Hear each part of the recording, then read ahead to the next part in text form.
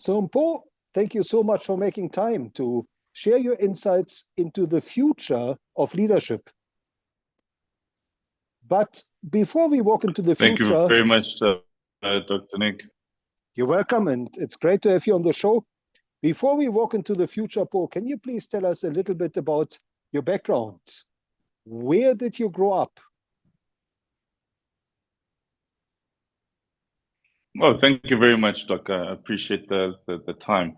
So I grew up in a very small town called Randfontein, specifically in a township called Mohlakeng in the west rand of Johannesburg.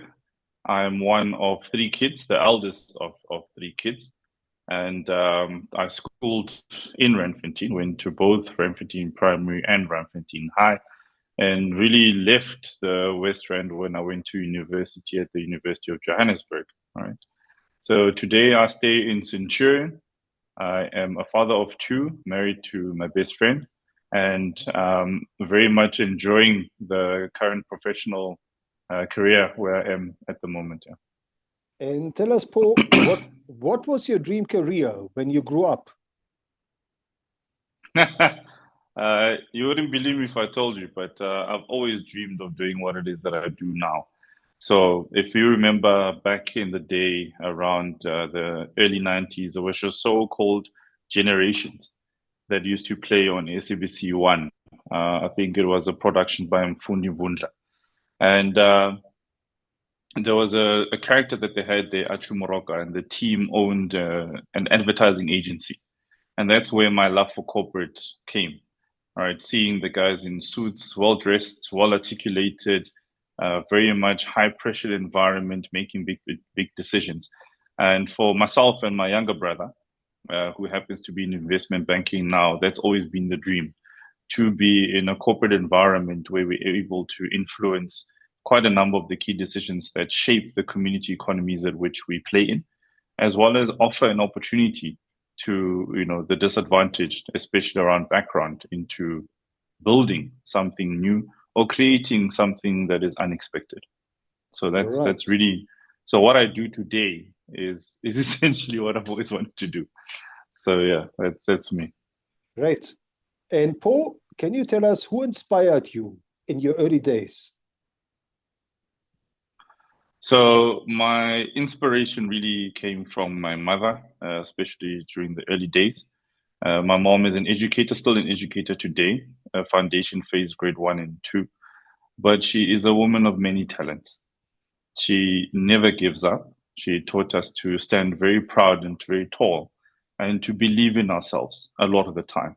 My mom is one person who shows love whether there's win or loss, and very much is in tune with building the kind of character that an individual is, as opposed to shaping you into a character that you're not. So my mom has always been my inspiration. She's my role model today.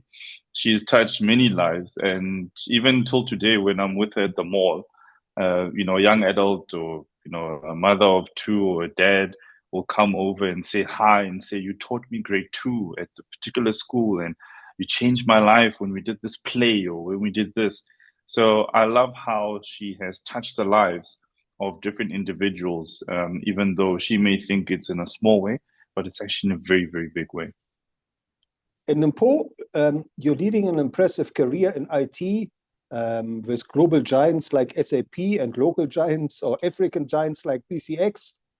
Can you, looking back over your career, would you say there was a turning point? Or maybe a number of turning points? Certainly was. No, certainly was, Doc. I think to take a step back, I've always been very deliberate about my career. So when I set out to study, I wanted to do a degree in law, and then I found out that I have to do 2 years articles, and that was going to delay my goals for where I want to be at age 30. So I didn't pursue that. And then second on the list was to become a chartered accountant, so a CASA qualification. That was 3 years articles, or I think it's two as well. And again, a delay in what I'm trying to achieve. So I set out then to study IT management, a BCom in IT management, with a specific emphasis in that I will then get into business analysis and become a business analyst. and slowly move my career into strategy. So the turning point was when I was at KPMG.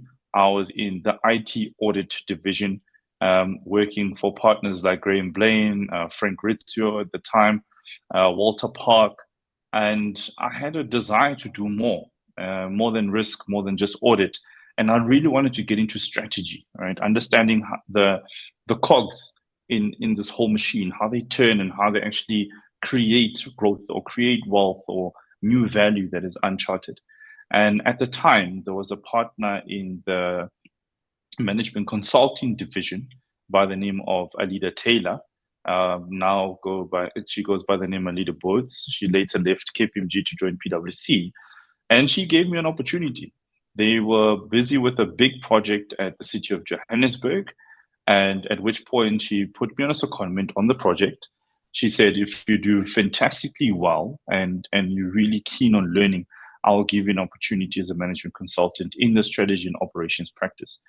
And since then, that was the real turning point, right? Getting into really the nuts and bolts of how you craft the kind of strategy that sees growth in a number of aspects of the business, fixes very severe business problems, and really gets a business to harmonize, right? And since then, I've worked with the greats, right? Tanya Ferreira, who is a partner that I worked under as well, and Vandana Ramani, who also taught me quite a lot around shared services. So for me, I think that was really the turning point, and that was around 2012, 2013, in my earlier years of my career. So, Mpho, I guess that leads us into the next question, which is, what is driving you today? So, a very broad question, and one that really tugs at the heartstrings for me. What really drives me today, Dr. Nick, is helping clients and helping corporates, when I say clients, to really unearth new value, right? If we look at how the world has changed, we no longer work to survive or to have a better livelihood, but we really work to ensure that we live our purpose, right? And a lot of organizations sometimes miss that. They miss the passion in the purpose. They miss the value that which it creates and what it can do tremendously for the community economies at which we work in. So what drives me today is really helping those businesses unearth that new value, to discover how innovation can really create something new, and more than anything, to help those executives that are part and parcel of those businesses to live their purpose. And ultimately, by them doing that, they live the organizational purpose. So that really drives me. It really excites me and gets me to wake up every morning, and certainly something that I want to continue doing for the better part of my life. Now, Mpho, looking into the future and as a leader in South Africa's IT industry and the global IT industry, what does the future of leadership mean to you? A tough question, Doc, being that if we look at the country, if we look at South Africa, we've got a crisis when it comes to leadership, to be quite honest, especially in some of the more public forums of our country. And a lot of the time, I find that what is a key missing piece for us across the board is integrity, right? Doing the right thing even when no one is looking. So I think for me, the future of leadership will embody integrity at the very essence of it all. It will also embody empathy and understanding how to authentically engage with people, but understand their circumstance and how to truly help, right? I think leadership needs to be of a servant nature or of service a lot more now than it's ever have to be, right? And for me, what's really key is that when you think about the next generation, you think about our kids, the Gen Zs of today, and what it will take to survive in a world where digital connectivity and having a very big social presence is the order of the day. Leadership needs to be grounding, sturdy, right? And I feel that if it embodies integrity at the very bottom of it, it will always then carry out that particular message to ensure that people can rely on it. They can feel supported by it. And more than anything, they can feel dependent on it. I think more than anything, that is what we need from the leader or the leaders of the future is we need to be able to depend on them, rely on them, and their word needs to be their bond. Many, many years ago, and probably before I was born, in a lot of cultures in the West, your word was your bond. All right. In the 12th and 13th century, in the UK, the Englands of the world, your word was your bond. And today, I feel that that has eroded somehow, and it needs to come back. Right? We need the kind of leader of the future that embodies that their word is their bond. Their integrity means to them more than anything. What other value benefits or um, trinkets that could be dangled in front of them. So I think that for me is very, very key. Thank you.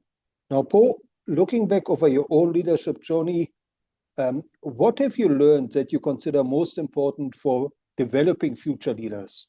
In other words, what is it we have to do more to develop future leaders, to encourage and empower future leaders? Yeah. I think, Doc, from my own personal experience, leadership is a very difficult task. Okay? I feel that it is a task that when you decide to take it on, you need to understand the gravity of that decision and the weight which you will carry throughout. And I've had to learn that a few times the hard way. So in my time, a lot of the time, the kind of idea you have in your head of what leadership is very rarely becomes exactly that. So you think leadership is a CEO who barks orders, tells people what to do, get the job done, has a financial report at some point, and then reports to the shareholders, and everybody's happy. But that's not the case, right? Leadership is a very difficult task where you need to immerse yourself in being one of really three things, right? So I recently learned the triangle of tensions is that one, there's a certain level of individuality and authenticity that you then need to have, which that in itself embodies your passion, what you really about. And then you have a second one, which looks at the kind of master role, right, or your can role, how you show up in the corporate environment or the professional space as such. And the third lens is really the reality of how those two worlds are woven together and come together to then position then who is Mpho, or who is Dr. Nick. And I find that if we are to travel this leadership journey, you need to take it with all that it comes, which means for me, you have to wake up a little earlier than anyone else. That's what I have had to learn. I've had to learn that I have to take it on the chin, even if the feedback is incorrect or not completely accurate. I've had to protect certain individuals and help understand some of their circumstance by applying some empathy around some of the key issues that they're dealing with. I've had to make some very tough calls, of which would have repercussions afterwards, right? Some good, some bad. So I think the title of leader is one that I don't take lightly. And I think a message for me to the future leaders out there is that it's a leader to embody everything that it comes with and to bring out your authenticity as one. You need to understand the kind of gravity that it holds, which takes me back to that integrity part. That when no one else is willing to do it, when no one else is willing to carry it, when no one else is not willing to go a step further, you need to be that bold person that then takes it further. All right. So for me, that's really what it embodies. Thank you. Now, Mpho, these are challenging times as the world is stumbling from one crisis into the next.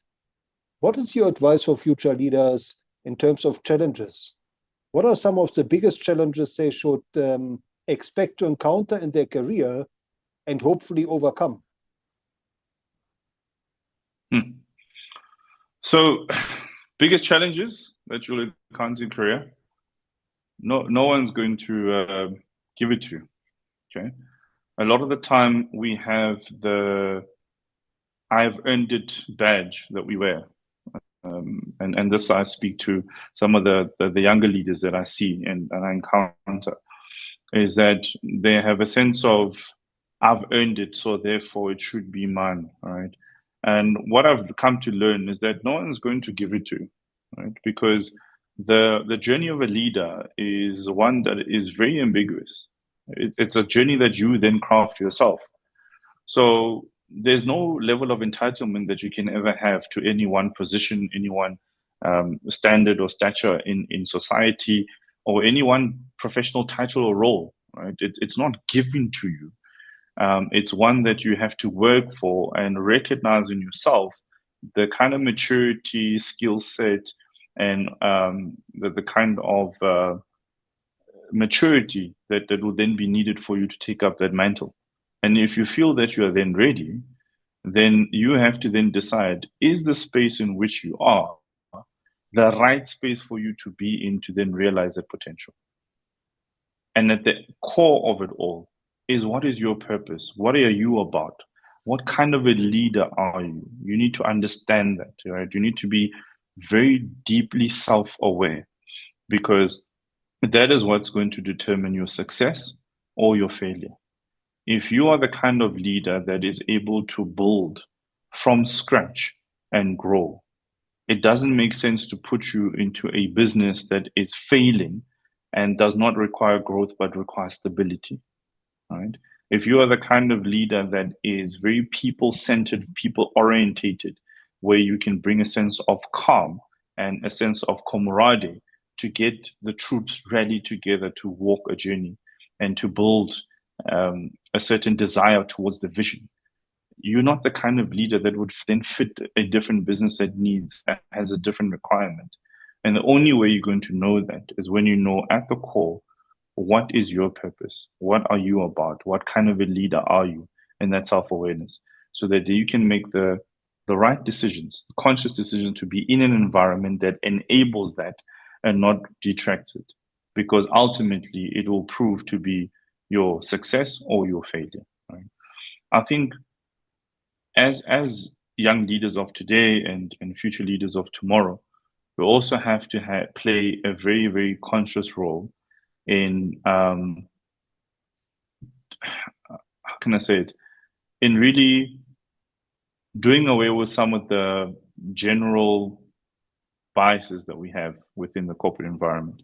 So I've had to deal with ageism for a long time in my career, right? Because of my age and because of where I am, it's always been a question of then capability or skill. However, when you were elected or when you were appointed in that position, the question of skill or capability was not in question, right? Because you were elected on merit, essentially. And now that your age has been revealed through one social conversation or one commercial conversation, then it begs the question of, oh, but can he deliver? Does he have the capacity to then ensure that it gets done? And I found that it's so puzzling, because when you were appointed, it wasn't a case. So there's a lot of conscious, unconscious biases that exist, especially around women in leadership, people of color, people of a certain age, people of a certain background. I think one thing you need to embody is a sense of self and know your worth, know what you are about and what your purpose is. And you shouldn't let anyone deter you from that particular goal or purpose, because it's only through you living in that purpose that you will unearth your passion and ultimately deliver the kind of value that no one would have expected to see. Right. So I've always said, be true to yourself, make the right decisions for yourself, and be honest with yourself. Right? That's more important than anything else, because sometimes we are not ready for a particular step, and it takes that level of maturity to know that you are not ready before you can move on. So a personal example for me, I was offered the kind of role that I always sort of dreamed of, but at the time I just wasn't ready, doc. And had I taken it, it wouldn't have been a failure just to myself, but I would have endangered some of those people's livelihood. I would have endangered um, some of the key prospects of that business to be acquired by another business. Right? And it's that level of self-awareness and maturity that you then need to have in order to make the right decisions that ultimately impact the community economy in which you work in positively. So I think that that for me is very key. Thank you. Now, Mpho, if you were to design a curriculum for future leaders, what are maybe one or two skills, new skills, you would want to factor in? The first one, Doc, certainly is how to be an effective orator. I think many leaders unfortunately struggle with this particular skill set of being an effective orator, to know how to convey information in the right tone, in the right language, to communicate it in the right way, and certainly to ensure that you invoke the kind of emotions and response that you are looking for. Right? I think a lot of leaders have become good at public speaking, standing in front of people and delivering a message, but not necessarily becoming effective orators. So I think that's definitely one thing I'd build into the curriculum. The second one that I'll build into the curriculum is how to learn to use or see vulnerability as a key important part of who you are, because that's how people connect with you. Right? A lot of the time, we have this image, and whether it's because of what we've watched on TV or movies, we have this image that a leader is of a certain stature and nature, and they're very cold and cut off, and there's no connection with people. But you know, the greats, the Nelson Mandelas of this world, the Barack Obamas of this world, you know, Oprah Winfrey and the rest of them, they have a certain level of connection with people, right? To really understand them at the depth of who they are as people. And I think that that is missing in a lot of leaders, is that it's okay to be vulnerable. It's okay to be touched. It's okay to connect with an individual on a one-on-one basis where they see you as the human and the person you are at your core, more than this title that you now wear, which says leader. Right? So I'll certainly build in vulnerability. And the last skill set or skill I would then build into that is having a very deep sense of how to embody integrity throughout everything that you do. Because, you know, one of my really close friends, and I spoke to him earlier today as well, said that as leaders, we have a very big responsibility to be responsible with the power that we hold. You know? And I said, what do you mean exactly? He says, as leaders, you have a certain level of power, of which exercise incorrectly could mean certain people getting hurt, maybe not physically, but they will suffer some loss. Right? And it's very, very important how we use that power. So I don't think some leaders understand the gravity of their power when they speak, when they engage in social conversation, when they make certain comments, when they write certain things, that what they say as a statement carries that much more weight because of who they are, not necessarily what they said. And I think it's very key that we understand the gravity of that power so that we can understand how to use it responsibly. And I think at the core of that is integrity. So people should understand that. So that would be my curriculum, Doug. Thank you. Now, Mpho, as a mentor to many future leaders, can you maybe share a success story or two where you mentored an upcoming leader and that person took your advice to heart? Saying that there was this colleague that I used to work with, and we applied for the same role. And evidently, I got the role and they didn't. And they were very disgruntled about it. I remember one particular phone call where we were trying to organize for a particular event, and they blasted me. Right. And I felt quite upset by it, angered, to be quite honest. And I had to take a step back. So, as opposed to offering any advice or, retaliating essentially. I sat him down and tried to understand what is the concern, what is the issue, and what's making you behave in such a character. And he told me from his honest feelings that he feels robbed and cheated of the amount of work, the amount of discipline, the amount of commitment he's put in to being ready for this role. And, for him to just be overlooked like that made him feel a certain way. So then I asked, if we had to look at where you are today and where you're trying to go, how do we help you get there? And how do we put a timeline of 6 to 9 months to ensure that you get there? And I shared a bit of my template of what's helped me be successful, help him tweak his template to make him be successful. And he went on to get a directorship position and moved out of country into the Middle East. And he's done very, very well for himself since then.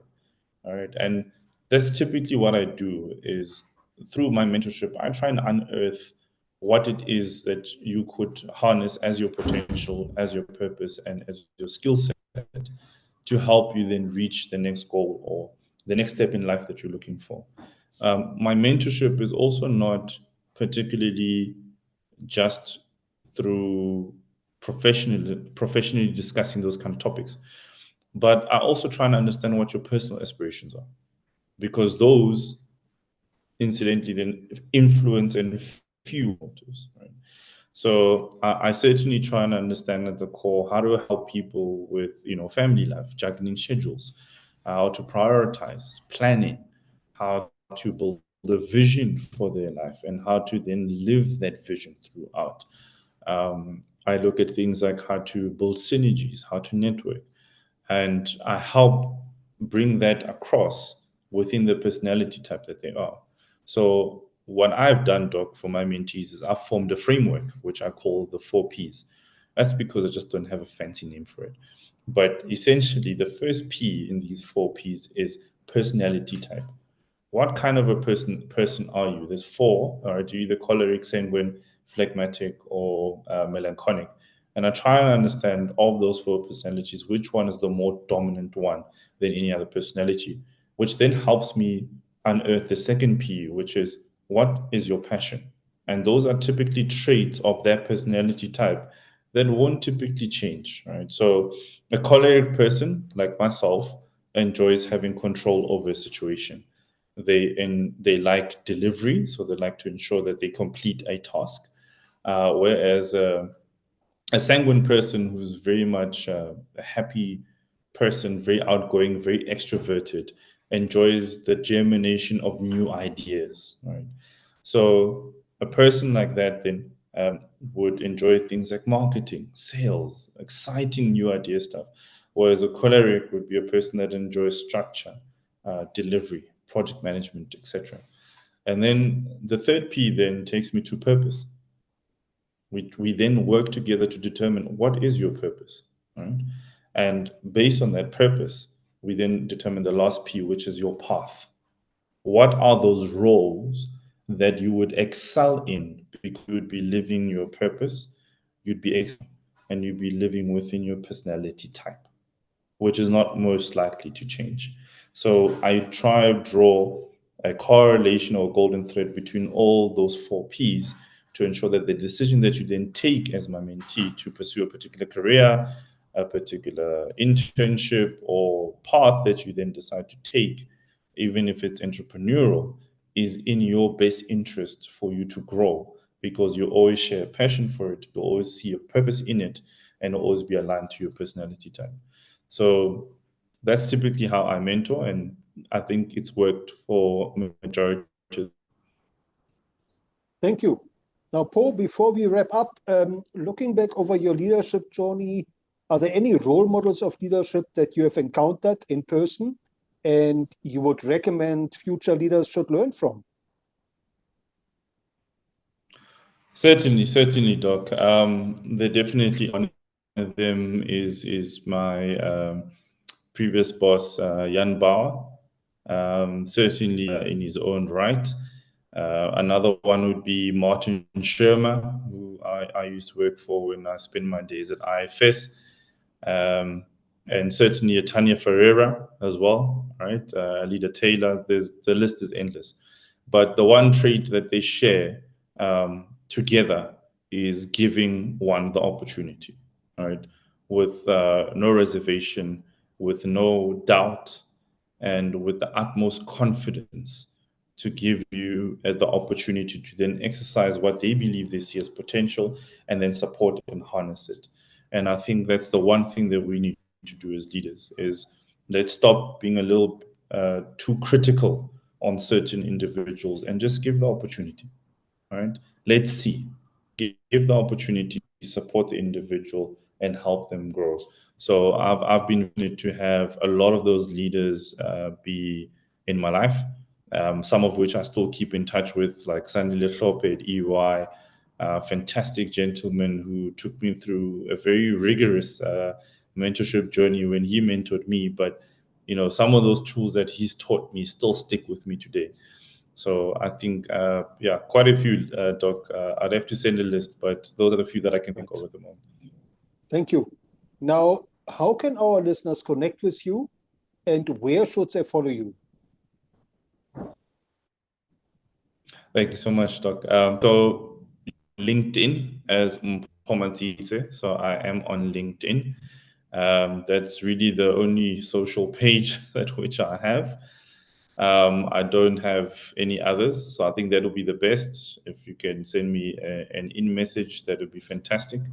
But yeah, that's pretty much the only link that I've got, Doc. Right. And last but not least, Paul, what is your message to the millions of learners out there who are looking to finish school, to enter a career? What are maybe one or two success principles they should keep in mind? I think, Doc, it's definitely enjoy the journey. That's my message is enjoy the journey. Savor the moments in the steps that you're taking in your life. A lot of the time we're led to believe that life is a race and there's an end to it at some point. I can tell you now, life is long, right? And you need to enjoy every stage at which you are, every experience, every memory, and make it really about you and the friends and the loved ones that you have, and really harness and cherish some of those accomplishments and achievements that you then have throughout your journey. It's definitely an infinite race with many lessons to learn. And a lot of the time, we will be happy when, right? When I get that wonderful job, when I drive the nice car, when I live in the nice neighborhood, I will then be. I think that's the one lesson I've learned the hard way. Do not outsource your happiness and your contentment to the art of the future or when you will. I think enjoy every step of the way. Every experience is there for a reason, and it usually only makes sense once you're at the next step why you went through what you went through. So I'd encourage a lot of our learners in schools, in universities, technicums, colleges, or any life learning institution that it is an infinite race and enjoy every step of the journey. Thank you, Doc. Paul, thank you. Thank you for sharing your insights and your wisdom into the future of leadership. And thank you for inspiring so many future leaders. Thank you very much, Doug. Thank you for having me. I appreciate it.